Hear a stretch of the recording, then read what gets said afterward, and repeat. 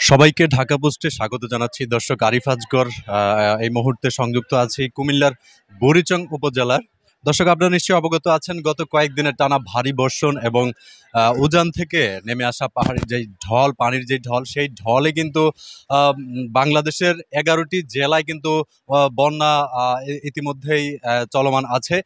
তাই তারই অংশ হিসেবে কিন্তু কুমিল্লার যে বৃহত্তর যে একটি জেলা, এই কুমিল্লা জেলার কিন্তু ১৪টি উপজেলা এখন পর্যন্ত বন্যায় প্লাবিত হয়েছে। আপনারা নিশ্চয়ই অবগত আছেন, গত বৃহস্পতিবার রাত ১২টায় কিন্তু গোমতী নদীর যে বেড়িবাঁধ, কুমিল্লার বুড়িচং উপজেলার ১৬ নং ইউনিয়নের বুড়বুড়িয়া এলাকায় কিন্তু বেড়িবাঁধটি কিন্তু ভেঙে যাওয়ার পর থেকেই এখানে কিন্তু অবিরত পানি, গোমতী নদীর পানিতে কিন্তু তলিয়ে গেছে পুরো বুড়িচং উপজেলার শতাধিক গ্রাম। এখানে কিন্তু প্রায় ২ লাখ মানুষ পানিবন্দী হয়েছেন, আমরা আজকে এই পর্যন্ত যেটা জানতে পেরেছি। তো দর্শক, আপনারা নিশ্চয়ই অবগত আছেন যে চলমান যে বন্যা পরিস্থিতি, এই বন্যা পরিস্থিতির স্থিতিশীল আছে, এটি বরং অবনতির দিকে যাচ্ছে। এখন যে গোমতী নদীর পানি আছে, গোমতী নদীর পানির যেই মূল যেই নদীটি, সেই নদীটির পানির প্রবাহ কিছুটা কম থাকলেও বিপদসীমার অনেক উপরে দিয়ে পানি প্রবাহিত হচ্ছে। আমরা পানি উন্নয়ন বোর্ড কুমিল্লার নির্বাহী প্রকৌশলীর সাথে কথা বলেছি। তিনি আমাদেরকে যেটা জানিয়েছেন যে আজকে ঠিক দুপুর ১টার দিকে গোমতী নদীর যে পানি রয়েছে, এই গোমতী নদীর পানি বিপদ সীমার ঠিক ৯৫ সেন্টিমিটার উপর দিয়ে প্রবাহিত হচ্ছে।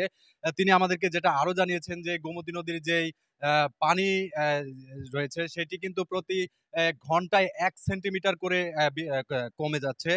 এর ফলে কিন্তু এই কমার ফলে কিন্তু নিম্নাঞ্চল, গোমতী নদীর যেই বাঁধ ভেঙে যাওয়ার অপর পাশে অর্থাৎ উত্তর পাশে যেই নিম্নাঞ্চলগুলো রয়েছে, সেই নিম্নাঞ্চলগুলো কিন্তু অনেক বেশি প্লাবিত হচ্ছে এবং নতুন নতুন আমরা যে খবরটি পাচ্ছি যে নতুন নতুন এলাকা নতুন নতুন করে প্লাবিত হচ্ছে এবং এই প্লাবনের ফলে কিন্তু আরো বেশি করে মানুষ বন্যার কবলে পড়ছে এবং পানিবন্দী হচ্ছে।